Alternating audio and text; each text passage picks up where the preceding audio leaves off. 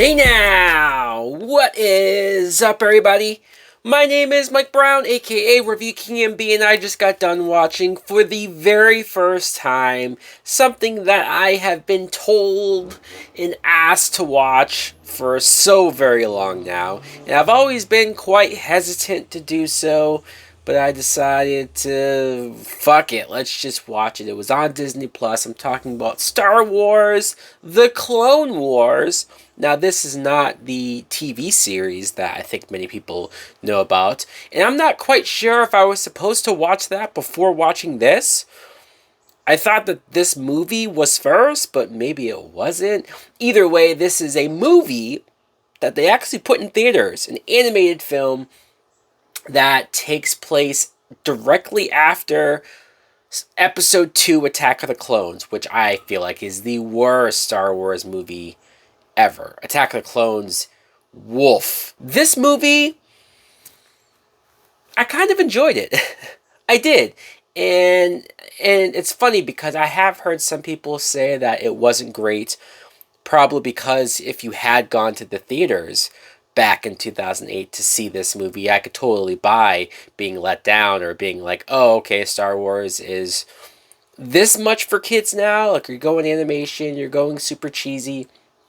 But for some reason, the story worked for me. The way how these characters were presented and written and voice performed worked for me.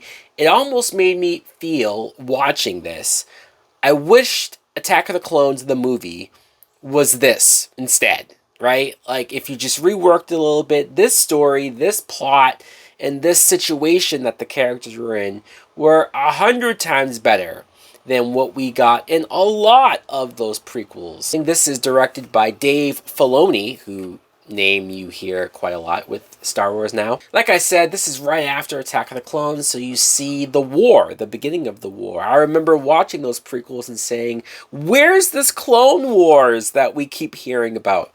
I guess it's in this movie. At first, it was a little uncanny valley to get used to this type of animation, the style of animation, the 3D almost CG animation. At first I was like, ooh, yeah, I don't know if I can get into this. But after a while, I was able to go with it. It wasn't much of an issue anymore. And I mostly got behind the characters. This is the most I've liked Anakin Skywalker, or the most I felt like Anakin Skywalker seemed like a real person, seemed like somebody that was like, oh, I could buy this being the Anakin Skywalker that you hear about, the chosen one, the one that was in such a good position as far as being a Jedi or where he was on his path to before the turn. Like, I feel like between the voice acting, between the way how he's presented here, him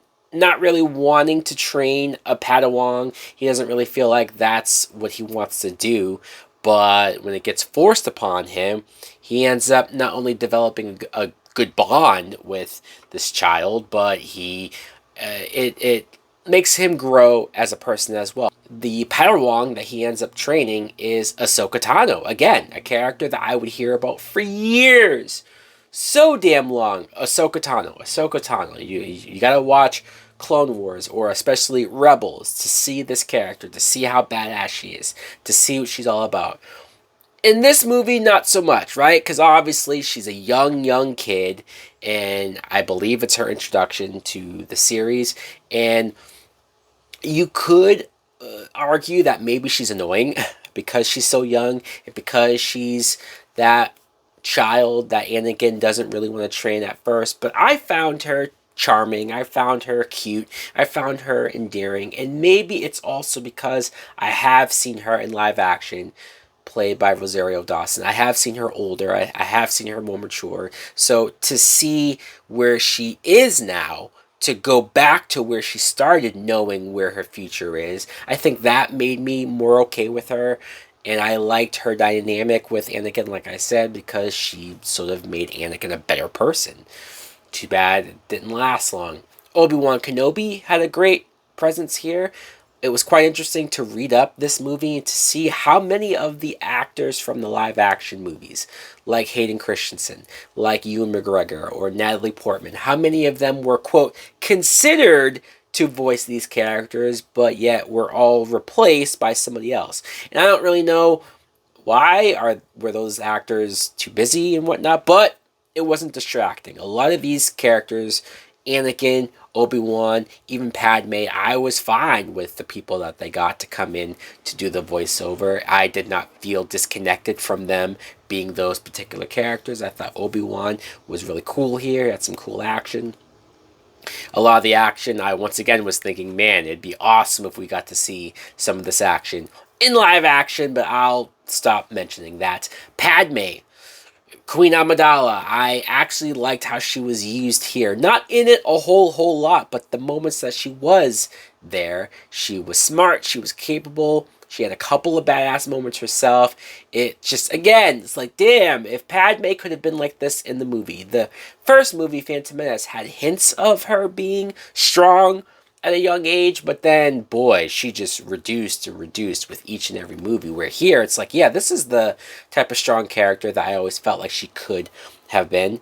You get your typical Star Wars-like characters, of course. You have Yoda, you have R2-D2 and C-3PO, but I was very pleasantly surprised to hear Sam Jackson's voice playing Mace Windu, and it was only a couple scenes, so it's like, wow, Sam Jackson, I guess, just does everything. He says yes to everything. Also, Christopher Lee does the voice of Count Dooku. I always thought Count Dooku was like one of the lamest villains from the movies. I never could get into his character from Attack of the Clones and Revenge of the Sith. But this movie, he was more or less the main villain. He was the one driving the plot. He had this underlying scheme that made sense and was kind of smart as far as trying to pit the Jedi against the Hutts and Jabba the Hutt. Yes, Jabba the Hutt, not the main villain, of course, but he's here. He had a son, for God's sakes. How did that happen? How do Hutts do that? I don't even want to think about it. But yes, he had a son. His son was in danger. And of course, Count Dooku is trying to make Jabba think that the Jedis are trying to kill his son and kill him. So again, interesting. The obvious Chancellor Palpatine in the background, pretending to be a good guy. But I will never not find the Jedi to be the dumbest group of people, that they couldn't figure out that dude, that creepy looking dude, especially in this animation style, he's so obviously the villain. It's laughable that nobody picked up on it. I guess Mace Windu had some idea, but still, wow. Either way, though, like I said, I had fun. I had fun with the lighthearted tone. That seemed to work better with animation. So, guys, let me know in the comments below, what do you think of Star Wars The Clone Wars? The movie, not the show. Hopefully we'll get there. Thanks for watching. Like, comment, subscribe. Later!